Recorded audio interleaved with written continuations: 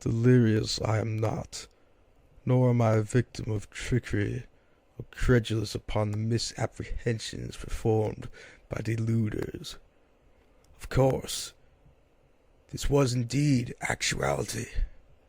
This is an accumulation of non-fictional accounts, and there's a collection, an anthology of bizarre, vocalized tales.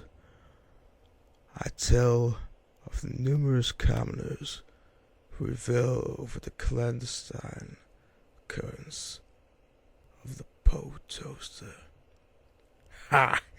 Nay, I care not of an appliance that crisps the grain. This dubious stranger is sentient, very much of terrestrial origin. He, or at least I thought he was a male, didn't have atrocious extremities or bizarre appendages. It was just a normal entity whose intentions remained secluded in the shrouds of mystery. No man, animal, perhaps even the trees and grass themselves have ever seen the visage of this discreet stranger. Therefore, most gullible individuals assume a very repugnant appearance. Others suggest that the toaster's face was so captivating that humans cannot comprehend and adapt to such blinding excellence. But of course, the skeptics, on the other hand, believe en contraire. He was nothing but a prudent and surreptitious figure of the day of Edgar Allan Poe's bereavement. My goodness, a tale of such audacity and fascination! The Poe toaster has been consistently appearing and disappearing for almost half a century. October 7th of every consecutive year is the illustrious and fateful date of which this somewhat mythological figure pays homage to the great American author Edgar Allan Poe. Poe was indeed a genius who composed dashing stories associated with an entertaining twist towards the conclusion. Examples such as Metzing, Gerstein, and The Telltale Heart expressed the fall of the protagonist, a malicious stallion that expels the wicked, and guilt can drive a man to his breaking point. Let us not disregard the poems of this master, A Sonnet to Science, and Sweet Annabel Lee.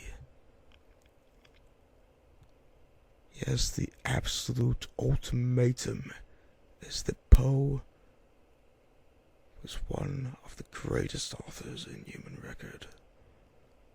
But the incredible and prestigious Poe, albeit vigorous in the power of the pen, cannot transcend that of his favorite factor, death. Poe withered at a considerably young age.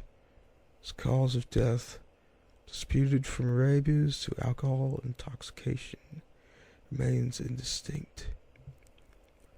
Ever since his demise, the Poe's toaster will venture off to his tombstone and discard 3 roses in a particular position. He then excuse himself to inebriation by drinking cognac and leaving the remainder to the fearful Poe. This eccentric man of Poe's tombstone is quite a nuisance. Nah, he is not supposed public disturbance whose disposition would bring bedlam here to benevolent Baltimore. Instead, the Poe toaster pesters me and every other civilian or conspiracy theorist who seeks his confidential identity. There is never any media, newspaper, or daguerreotype documentation on this elusive entity. Only the oral tradition of a vague figure remains consistent every year. Let us not forget that he is neither a murderer such as John Wilkes Booth, nor a vigilante such as Guy Fawkes. It's just the suspenseful sentiment makes him captivating and notorious in the eyes of the reveler. Numerous people have attempted to pursue this man, and most neglect to return. My supposition was that it was involuntary. Some people revisited Baltimore, only to be discovered that they've emotionally been distraught. Accounts also explain how some ramble lines off of Poe's literary works. This, however, is just murky anecdotes. I've seen those who have returned, and they've expressed the Poe toaster is just too elusive. I came to the conclusion that he could indeed be followed, and that I could potentially capture him and reveal his hidden facade. Training is not required, for I am not joining a guild. It's just a simple apprehension just to uncover the captivating visage. I admit, I am obsessed. However, this endeavor is a mystery waiting to be solved, and therefore it's for the common good. For whom, you might ask? I would name such people as the beholders, the commoners, the mystery adorers, and the spurious cult of Poe. Nevertheless, I have taken the liberty of investigating and vowed to become successful in such an escapade. I have listened to the eerie church bell from the nearby cathedral. The sound has inadvertently told me that it was the moment. At the time, I enjoyed a little tea at the tavern, but now it has come time to approach the infamous site of visitation. As I strolled along the cobblestone pavement, I spotted a quintet of ravens which perched athwart on a set of lampposts. They all monitored my movement, glaring at me as I walked across to the gravesite. With a sudden turn, all the ravens started to soar, one by one comparable to that of the domino effect. The group of avians spontaneously turned and glided above my head, imitating that of a falcon trying to neutralize a prey. With a ferocious screech, the ravens departed, leaving only bemusement behind. I thought of the obvious sign of regret and admonition. I did not heed the warning and proceeded to the Poe's gravestone. If Poe or the toaster wanted to impede my intentions, then may he or they cometh and strike me down. I came to the prominence of the evening ever so eager. Civilians of Baltimore do not crowd, nor were they in a state of pandemonium. They are quiet and civilized folk who only want to witness the events of the dusk. As I neared the burial grounds, I stopped to reflect over the bizarre occurrence with the ravens. The ravens were acting aggressive and wrathful. After a while, I thought to myself, what a useless, ephemeral monologue, and started to wait for the stranger. To pass the time, I enjoyed a game of chess with an old man who brought entertainment whilst watching for the obscure male. Over a couple of hours, many have failed to become patient, and others succumbed into slumber. As the lunar brilliance settles at its peak, there was still no sign of the illustrious man. With lack of much-needed sleep, my eyes began to perceive alterations of the environment. At some instances, I thought the inexplicable figure showed up, but it was nothing but a false perception. After a while, whereas the hour continued on to the next day, I thought that it was hopeless and started to go home. Ironically, as I turned, the post revealed himself after so long. His usual procedure was to place the roses and drink the cognac, which he did. And after the ritual was fulfilled, he descended his topper and advanced into the darkness. I thought to myself, he cannot escape. Not now. Not yet. The dashing anecdotes of this deceptive man are true. However, it's time that such a title of escapee should cease to exist. I caught up to the toaster for about 5 meters until he noticed my unwanted presence. He ran, which mocked my exhausted breath.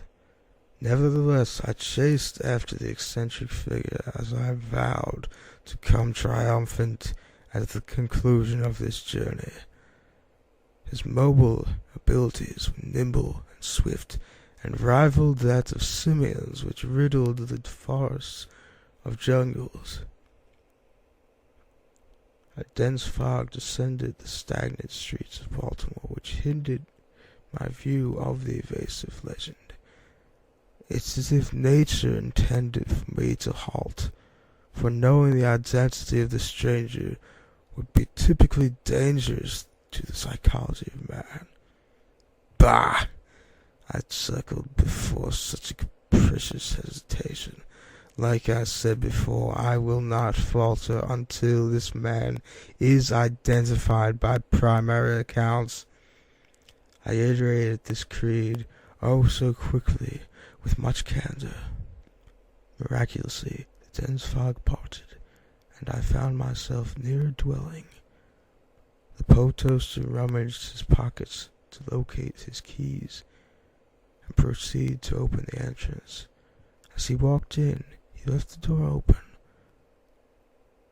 but only a slight crevice. I took advantage of this situation and hurriedly walked towards the grim prowess of the door. It looked as if it belonged to a series of residences found in the area. To my astonishment, the apartment or suite address is a number forbidden, a numerical value that used to describe Nero or the beast of the Bible. Despite the constant forewarnings, I pressed on. I could still capture him, for he is within my line of sight. I continued to follow him to what seems like an elongated hallway. After 5 minutes, the corridor seemed to be consistent, never-ending, like the temperament of light. It is until now that the Poe toaster opened a second door, which was strikingly familiar. This door was of comparable state to the first, opened but only a minuscule fissure. I commenced my journey, and what do I discover? An adorned room with tapestries mimicked the hues of the night sky. A tripod brazier illuminated the quarters, while the windows of crimson loom over 3 sides. Many artifacts were contained. A fiery and hellish statue of a stallion. A picture of a sovereignty near the ocean. An eye which seemed to suffer a cataract. And a temporal device whose deathly tones only ravage the joyous portions of the soul.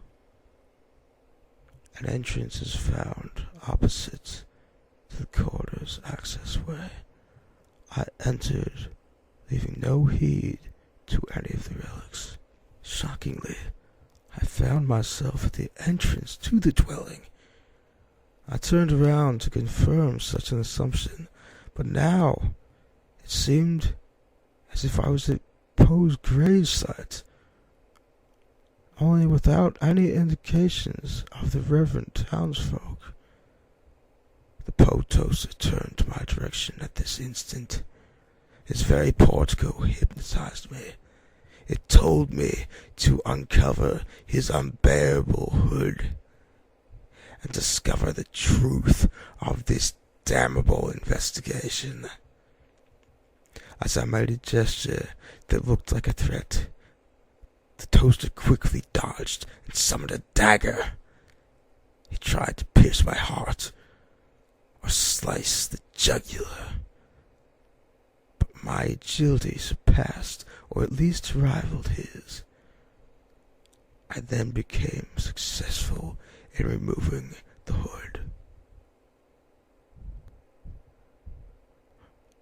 Oh, of all the grotesque and bewildering things, I was distracted enough for the toaster to finally puncture my beating heart. It makes sense. The curios within the emblazoned room, the crimson color, the crevice, and the ravens were all tributes to Poe's work. I lay dying, knowing that the Poe toaster was no supernatural entity. A ravenous hybrid, or a mythological creature, but only